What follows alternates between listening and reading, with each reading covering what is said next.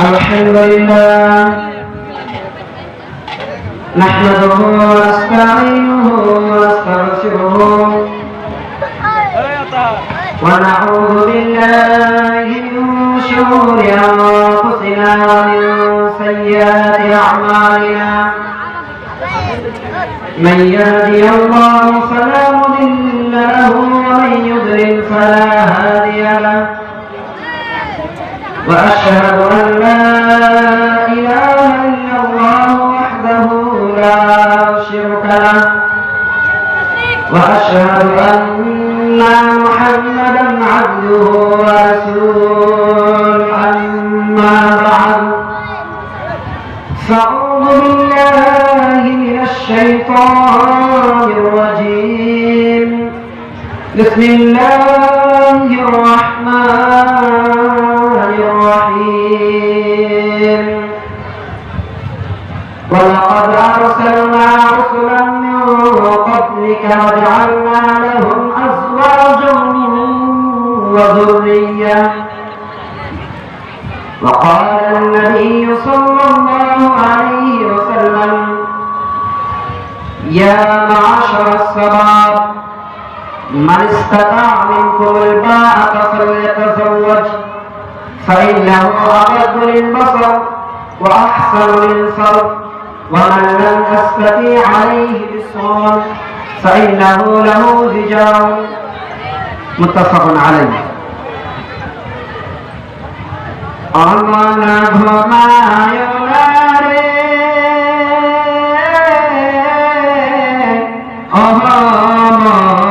অহমান একদিন ঘুমাইবার মন জিন্দাগির লাগিয়া মন ঘুমায় না রে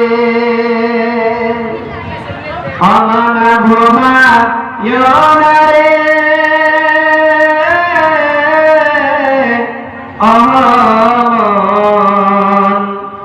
একদিন ঘুমাইবার মন জিন্দাগির লাগিয়া মন ঘুমায় না রে আর দাদা গেছে বাবা গেছে আর যাইবা তুমি আর দাদা গেছে বাবা গেছে আর যাইবা তুমি একে একে সবাই যাবে কেউ মেরা বাতি অমন ঘুমায় না রে একে একে সবাই যাবে কেউ মেরা বাতি অমন ঘুমায় না রে অমন ঘুমায় না রে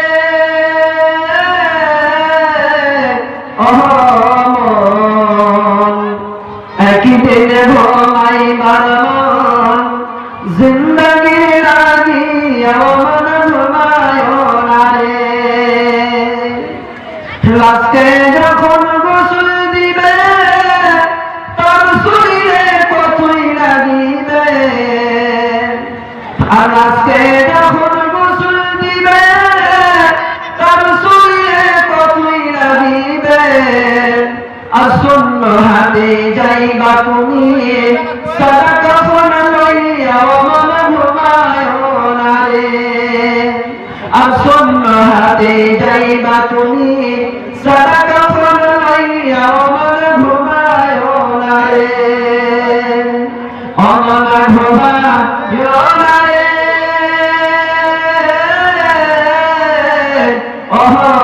অমন একদিন ঘুমাইবার মন জিন্দাগির লাগিয়া মন ঘুমায় না রে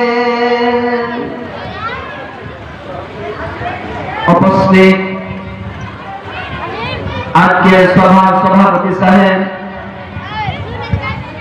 এবং স্টেজে বসে থাকা উলামায়ে কেরাম সামনে বসে থাকা ভাই আমার বন্ধু আমার পর্দার আড়ালে মা আমার বোন আমার সর্বপ্রথম সেই মহান রব্বুল আলামিনের প্রশংসা গুণগান স্পষ্ট ভালোবাসা যে মহান রব্বুল আলামিন আজকে আমাদেরকে রমজান মাসে শবে কদরের রাতে কিছু কোরআন এবং হাদিসের কথা শোনার এবং আপনাদেরকে শুনবার সুযোগ দিয়েছেন, তাই সকলে মুখ খুলে বলে আলহামদুলিল্লাহ। তারপর আমাদের ধর্মের গুরু মা আমিনার লাল, ইয়াতিমের সাথী, রাখালদের দোস্ত জনাবে মুহাম্মদ রাসূলুল্লাহ সাল্লাল্লাহু আলাইহি ওয়াসাল্লামের উপর কোটি কোটি দুরূদ সালাম অবতীর্ণ হোক। আল্লাহুম্মা সাল্লি আলাইহি আল্লাহুম্মা বারিক আলাইহি। সামিঈন কিরাম, আজকে আমি আপনাদের সম্মুখে কোরআনের একটি ছোট্ট আয়াতের মধ্যে থেকে একটি টুকরো বের করেছি এবং সহিহ হাদিস থেকে একটি হাদিস আপনাদের সামনে রেখেছি। সেই কোরআনকে এবং হাদিসকে সামনে রেখে আপনাদেরকে আমি কিছু কথা বলতে চাই। ভাইজান, কয়েকদিন হলো এই জালসা খাদিরটোলাতে জামা মসজিদের নামে ছিল। সেই মজুতে আমি কিছু তাকরীর বলেছিলাম, কিন্তু পূর্ণ হয়নি, যার কারণে আমি বুঝলাম এই জায়গাতে সেই মওদু, সেই খিতাবটা দেওয়া যায়, তাহলে ইনসানের, আমাদের মানুষের ভালো হবে। তো ভাইরা, আজকে আমি আপনাদের সম্মুখে কোরআন থেকে আল্লাহ রাব্বুল আলামিন যে কোরআনের মধ্যে বলেছেন, ওয়ালাকাদ আরসালনা রাসূলান মিন ক্বাবলিক ওয়াজআলনা লাহুম আজওয়াজান ওয়া যুররিয়্যা, যে আমরা পৃথিবীতে মানুষ এসেছি। আল্লাহ রাব্বুল আলামিন কোরআনের মধ্যে বলেন, ওয়ালাকাদ আরসালনা, আমি পাঠিয়েছি নবী সাল্লাল্লাহু আলাইহি ওয়াসাল্লামের যতগুলো আম্বিয়া কেরাম এই দুনিয়াতে এসেছেন, সমস্ত আম্বিয়া কেরামের বিবি এবং বাচ্চা দিয়েছিলেন। তাহলে সে আয়াত থেকে বুঝতে পারা যায় যে আমরা নিকাহ করি, যে আমরা বিবাহিত করি, সেটা আম্বিয়া কেরামের সুন্নাত। আর এই সুন্নতের যদি আমরা খেলাফ করি, কেউ যদি আমাদের ইস্তেতাআতের হিসাবে, যদি আমাদের তাকওয়া আছে, আর যদি আমরা বিবাহিত না করি, তাহলে এটা একটা নাজাত। কেননা এটা একটা সুন্নত। আমাদের প্রথম যতগুলো আম্বিয়া কেরাম দুনিয়াতে এসেছিলেন, সমস্ত আম্বিয়া কেরামের বিবি এবং বাচ্চা ছিলেন। তো ভাইরা, যারা আমরা জওয়ান হয়ে আছি, আমাদের মধ্যে ইস্তিতাআত আছে, আমাদের মধ্যে তাকওয়া আছে, শরীরের মধ্যে আল্লাহ রাব্বুল আলামিন আমাদের জিসমের মধ্যে আমাদের আল্লাহ রাব্বুল আলামিন তাকওয়া দিয়েছেন। আমাদেরকে বিবাহিত করতে হবে। বিবাহিত করা যাদের কাদির আছে, যাদের ইস্তেতাআত আছে, তাদের উপরে বিয়ে করাটা ওয়াজিব হয়ে যাচ্ছে। তো ভাইজান, সহিহ হাদিস মুত্তাফাকুন আলাইহি হাদিস আছে, ইয়া মাশারাস শাবাব, বলা হয়েছে এই নওজওয়ান, এই গ্রামে ভালো যারা তাকুন রাখছেন, ইয়া মাশারাস শাবাব মান ইসতাতা মিনকুমুল বা'আ। এই বা'আর মধ্যে দুইটি কথা বলা হয়েছে। যে লোকটার কাছে বা'আর দুইটি মানা নেওয়া হয়েছে, যার জিসমানি তাকত থাকবে এবং যার মালের তাকত থাকবে, তার উপরে বিবাহিত করা ওয়াজিব হয়ে যাচ্ছে, তাকে বিবাহিত করতে হবে।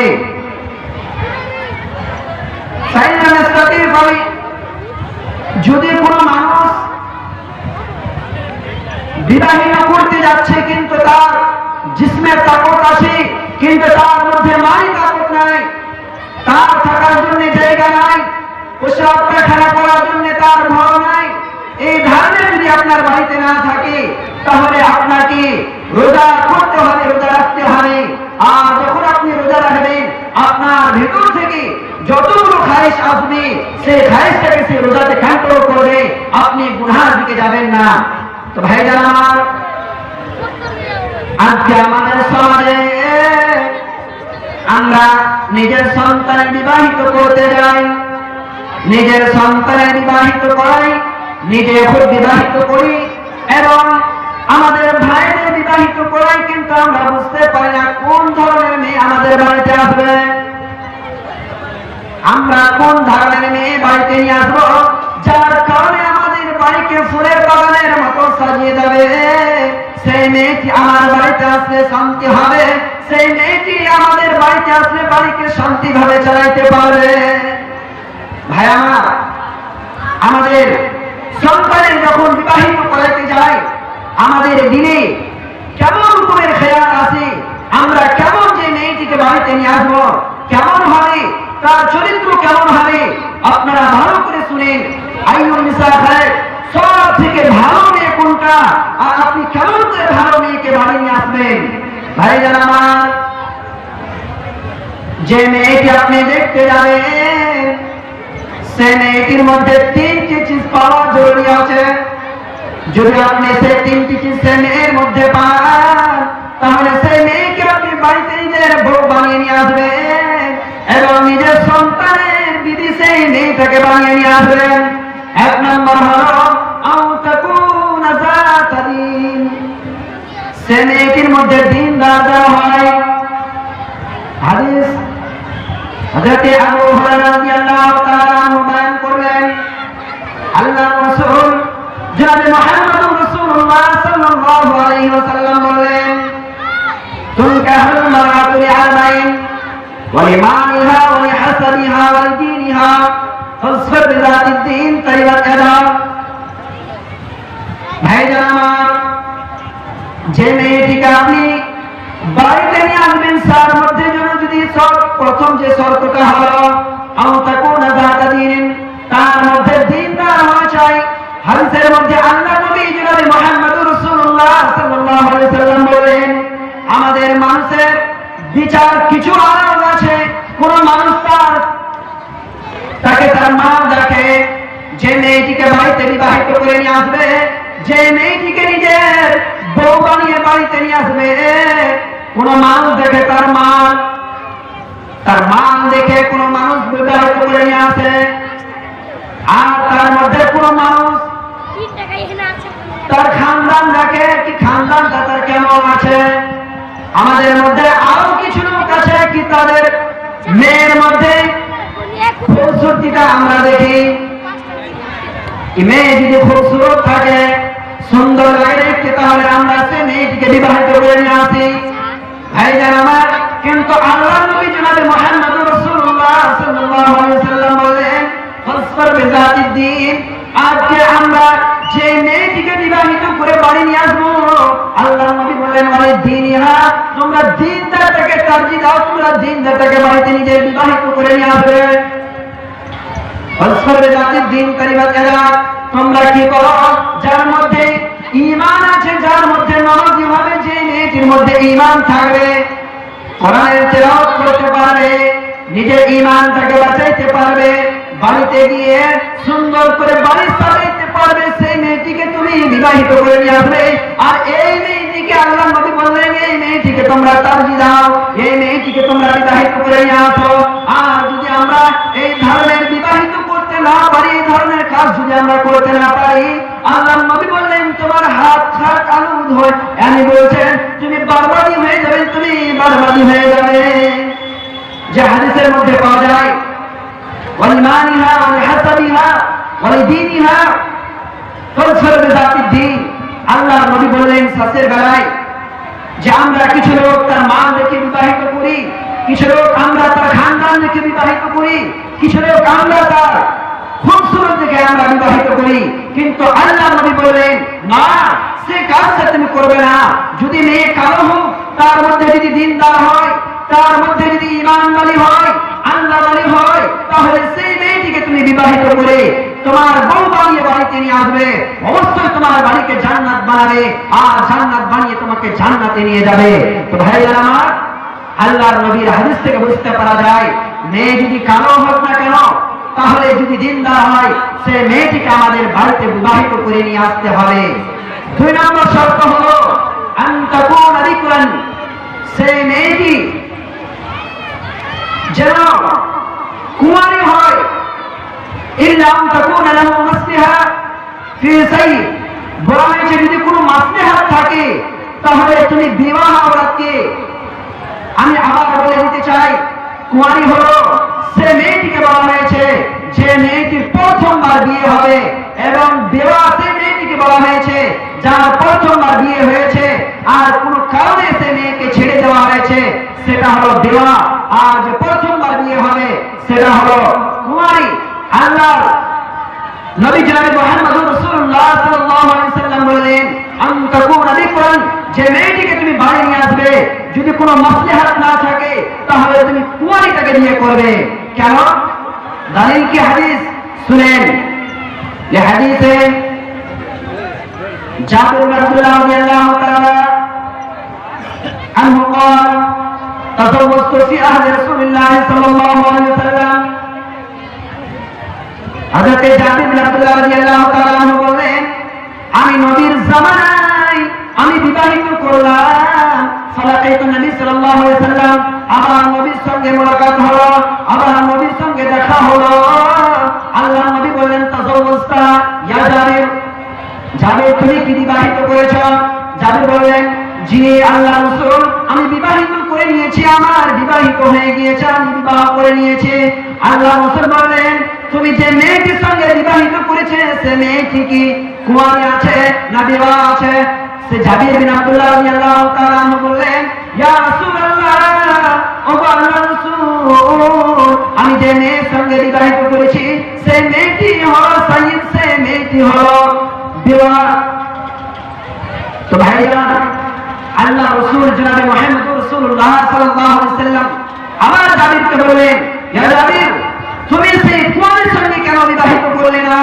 তুমি তার সঙ্গে খেলতে আর তোমার সঙ্গে সেই মেয়েটি খেলতো। এক খেলার মধ্যে দুইজনকে জুড়ে দেওয়া হয়েছে কি যদি কুমারী মেয়েকে তুমি বিবাহিত করতে, সে মেয়ে তোমার সঙ্গে খেলতো আর তুমি তার সঙ্গে খেলতো।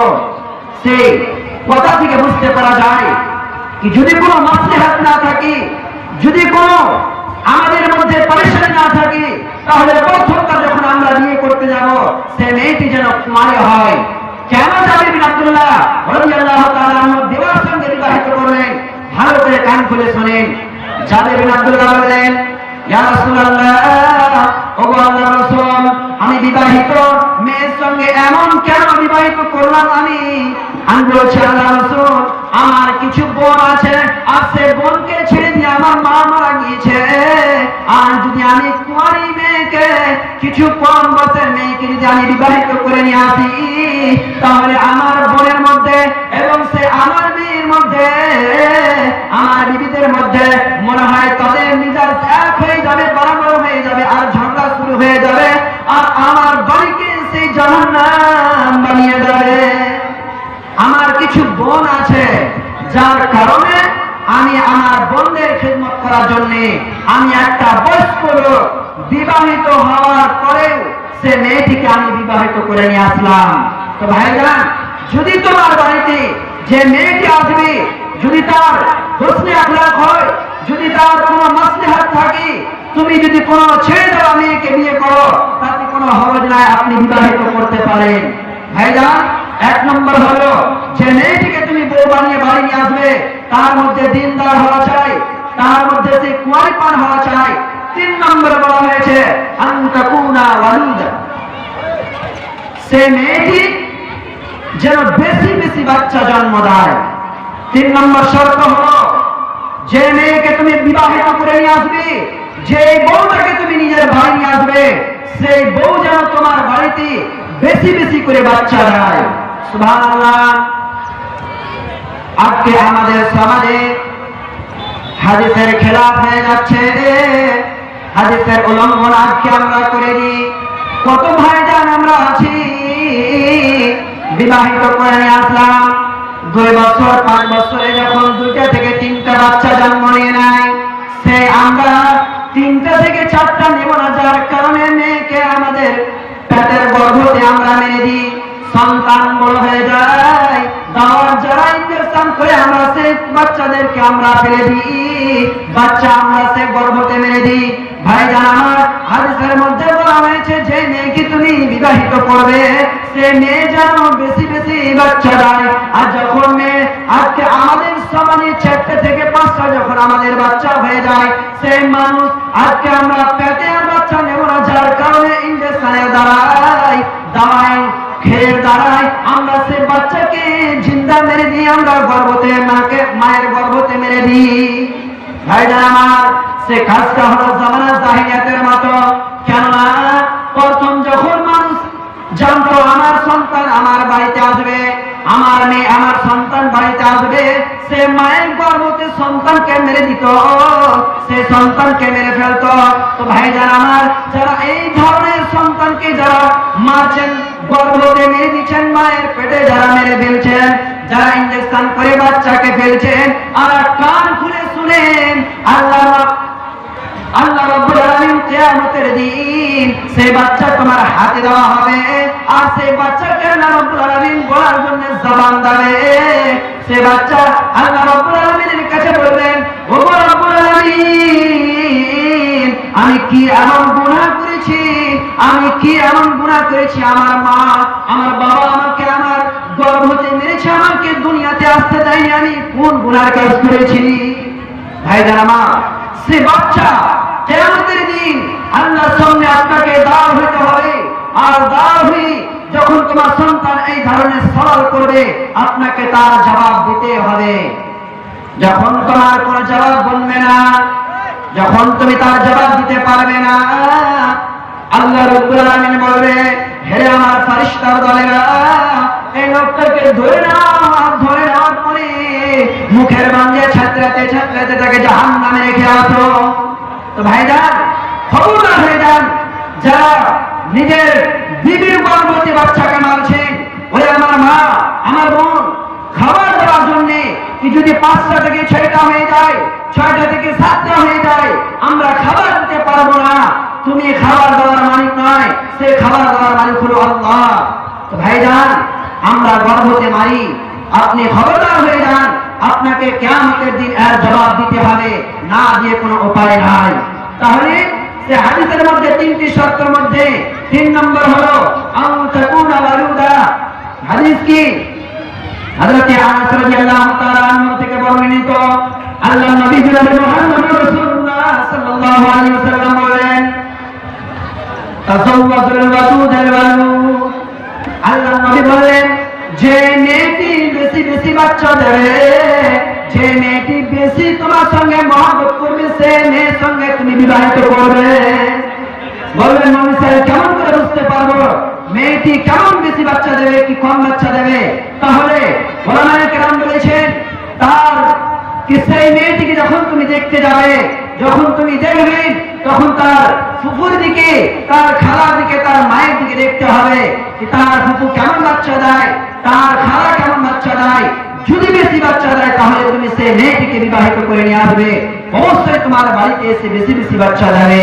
তো ভাইজান আমার, তারপরে আজকে আমরা সেই ধরে আমাদের এটা হলো, যখন আমরা বউ বাড়িতে নিয়ে আসবো, 3টি শর্ত হলো, 1 নম্বর হলো আন তাকুনা যাতাদ দ্বীন, সেই মেয়েটি দিনদার হওয়া চাই, সেই মেয়েটি কুঁয়ারি হওয়া চাই। 3 নম্বর হলো সেই মেয়েটি বেশি বেশি বাচ্চা জন্ম দেয় এবং বেশি মহব্বত কর্মে হয়। আর আমাদের কলিজার টুকরা, আমাদের সন্তান মেয়ে মানুষ যখন আমরা বিবাহিত দিই, তাহলে ছেলে দেখতে গেলে আমরা ছেলের মধ্যে কোন ধরনের চিজ দেখতে যাই, আর কোন ধরনের চিজ দেখে আমরা বিবাহিত দিই। হাদিসের মধ্যে কি বলা হয়েছে? ভাইজান আমার, যখন তোমার কলিজার টুকরা নিকাহ হলো 1 নম্বর, এটা একটা গোলামি বলা হয়েছে। হযরত আয়েশা রাদিয়াল্লাহু তাআলা আনহা বলেছেন, নিকাহ একটা গোলামি। যখন তোমার মেয়ে সন্তান কলিজার টুকরা মেয়ে যখন তুমি বিবাহিত দিতে যাবে, এমন একটা ঘরে বিবাহিত দিবে যেন তোমার সন্তান শান্তিতে হয়ে জিন্দেগি গুজরাইতে পারে। তো ভাইজান, যখন আমরা ছেলে দেখতে যাব, তাহলে ছেলের মধ্যে কয়টি গুণ পাওয়া যায়, কয়টি শর্ত আছে, আর তার মধ্যে পাওয়া যায় আমাদের মেয়ের বিবাহিত তার সাথে দিতে হবে। ভাইজান আমার, সেই হাদিসে আছে, আল্লাহ নবী জনাব মুহাম্মদ রাসূলুল্লাহ সাল্লাল্লাহু আলাইহি ওয়াসাল্লাম বললেন, যদি তার সে ছেলে যদি দিনদার হয়, তার যদি আখলাক ভালো হয়, তার চরিত্র ভালো হয়, যদি তুমি জানো এই লোকটা 5 ওয়াক্ত নামাজ পড়ে, নামাজ পড়ার পরে সেই লোকটা ভালো করে দুনিয়ার কাজ করে, সেই লোকটা যদি দিনদার হয়, সেই লোকটা যদি আদব আখলাক ভালো হয়, তার কিরদার ভালো হয়, তাহলে আমাদের কলিজার টুকরা আমাদের মেয়ের সঙ্গে তার বিবাহিত দিতে হবে। আর যদি আমরা এই ধরনের কাজ না করতে পারি, যদি সেই সন্তানের যে ছেলে দেখতে গিয়েছে যদি তার মায়ের দিকে দেখতে যায়, যদি আমরা মা দেখে বিয়ে দিই, যদি আমরা তার ধন সম্পত্তি দেখে বিয়ে দিই, যদি তার বিল্ডিং দেখে বিয়ে দিই, তাহলে আমাদের সমাজে আল্লাহর নবী বললেন একটা বহুত বড় ফাসাদ হবে, এই জমিনে একটা বহুত বড় ফাসাদ ফেলাবে। ভাইরা, আমরা যখন মেয়ে বিবাহিত দিতে যাব, তখন প্রথম শর্ত হলো তার দিনদারিকে দেখতে হবে। দেখতে হবে না তার বিল্ডিং, দেখতে হবে না তার মাল, দেখতে হবে না সে লোকটা কি কাজ করে। তো ভাইরা, আপনাকে দেখতে হবে তার দিনদারের বারে, তার আখলাকের বারে, সে সন্তানের যে ছেলেটার আখলাক কেমন, তার চরিত্র কেমন। যদি আপনাকে ভালো লাগে, তাহলে তোমার মেয়ের বিবাহ তার সঙ্গে দিয়ে দাও। তো ভাইরা আমার, আর কিছু লোক আমরা এমন আছে, তো ভাইরা সময় কম আছে, আর একটি কথা বলে আমি আমার বক্তব্য ইতি করব। কি যখন আমাদের বাড়িতে মেয়ে মানুষ আছে, আর মেয়ে মানুষে আমার মেয়ে বাড়িতে জওয়ান হয়ে আছে, বিয়ে সাথের খবর আসে না, তাহলে যদি আমরা মেয়ের দিক থেকে কোনো মানুষকে বলতে যাই কি যদি আমার মেয়েকে বিবাহিত করবে, তাহলে এটা কি আমরা বলতে পারি কিনা? তো ভাইজান আমার, ভালো করে কান খুলে শুনেন। लड़की की तरफ से निकाह का पैगाम देना ये मायूब नहीं है। যে মেয়ের দিক থেকে কোন সন্তানকে বলা যায় আমার মেয়ে, আমার বোন, কি আমার ফুফু, কোন রিস্তাতে আপনি আছেন, আমার জওয়ান মেয়ে আছে, বাড়িতে আছে, কোন ছেলেকে বলতে গেলে আজকে আমাদের সমাজে সেই লোকটাকে ঘৃণা মনে করা হয়। কেমন করে বলবো আমার আখলাক, আমার যে আমি পজিশনে আছি, আমার পজিশন ঘটে যাবে। কিন্তু না, তোমার বাড়িতে যদি মেয়ে, তোমার ছেলে, কিংবা তোমার যদি ফুফু কিংবা তোমার বোন যদি জওয়ান হয়ে থাকে, বিবাহের কাম যদি না আসে, তুমি যদি অন্য লোককে বলতে যাও, তাহলে তোমার আখলাকের মধ্যে, তোমার চরিত্রের মধ্যে, তোমার পরিসরে কোন রকমের আসার আসবে না। আজকে যে আমাদের সমাজে বহু বড় একটা বিবাদ হয়ে আছে, আমরা বলতে পারি না। ভাইজান শুনেন, হযরতে উমর ফারুক রাদিয়াল্লাহু তাআলা আনহু তার বেটি হাফসা রাদিয়াল্লাহু তাআলা আনহা সওহা মদিনাতে মারা গিয়েছিলেন। উনার বেটি হযরতে আবু বকর, হযরতে উমর রাদিয়াল্লাহু তাআলা আনহু উনি নিজের মেয়ের বিবাহিত করার জন্য বাড়ি থেকে বের হয়ে গেলেন। বাড়ি থেকে যেমন বের হওয়া, হযরতে আবু বকর সিদ্দিক হযরতে উসমান রাদিয়াল্লাহু তাআলা আনহুর কাছে গেলেন, আর গিয়ে বলছেন, উসমান, তুমি যদি চাও আর তোমার যদি রাজি থাকো, তাহলে আমার বেটি হাফসা বিবাহিত তোমার সঙ্গে দিয়ে দেব। হযরতে উসমান রাদিয়াল্লাহু তাআলা আনহু বললেন, আমাকে কিছুদিনের জন্য সজাগ দাও, আমি সোচে বিচার করে আপনাকে বলবো। আবার কিছুদিন ইন্তজার করলেন। হযরতে উমর ফারুক রাদিয়াল্লাহু তাআলা আনহু ইন্তজার করার পরে আবার উসমান রাদিয়াল্লাহু তাআলা আনহু বললেন, আমার বিবাহিত করার মন নাই, আমি বিবাহিত করব না। হযরতে উমর ফারুক রাদিয়াল্লাহু তাআলা আনহু বললেন, আবার আমি হযরতে আবু বকর সিদ্দিক রাদিয়াল্লাহু তাআলা আনহুর কাছে বললেন, যে বলছেন, আবু বকর সিদ্দিক, তুমি যদি চাও তাহলে আমার বেটি হাফসার নিকাহ তোমার সঙ্গে দিয়ে দেব, তুমি যদি রাজি থাকো। হযরতে আবু বকর সিদ্দিক রাদিয়াল্লাহু তাআলা আনহু কিছুই বললেন না, চুপচাপ সেই জায়গা থেকে চলে গেলেন। আবার কিছুদিনের পরে আল্লাহর নবী জনাব মুহাম্মদুর রাসূলুল্লাহ সাল্লাল্লাহু আলাইহি ওয়াসাল্লাম বিবাহিত করার জন্য নিকাহ পয়গাম তার কাছে দিলেন। আল্লাহর নবীর সঙ্গে তার হাফসার বিয়ে হলো। তো ভাইজান, হযরতে উমর ফারুক খলিফাতুল মুসলিমিন, যে মুসলমানের সর্দার, যে একটা এমন বড় খলিফা, নিজের বিবাহিত, নিজের সন্তানের, নিজের মেয়ে বিবাহিত করার জন্য বাড়ি থেকে বের হয়ে যাচ্ছে। তার বেটি 21 সালের উমর ছিল, মনে হয় বিবাহিত বাড়িতে আসতো, কিন্তু না, টেনশন আছে ভাবে আমার বেটির বিয়ে দিতে হবে।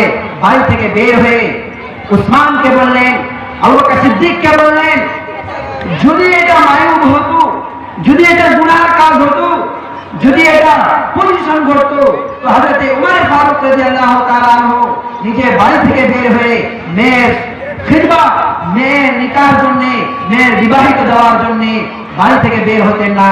তাহলে ভাইজান, আমাদের বাড়িতে যদি কোনো বোন থাকে, যদি আমাদের বাড়িতে বেটি থাকে, বিবাহিত কাজ আসে না, তোমাকে লাগে সে সন্তানের সঙ্গে আমার বিবাহিত দিতে হবে, তুমি যাকে পছন্দ করছো তুমি যে তাকে বলতে পারো, এতে কোনো হরজ নাই। তো ভাইজান, আমার সময় অনেক কম আর সময় হতে আছে, তো আমি আমার বক্তব্য এই জায়গা থেকে কিছু করলাম।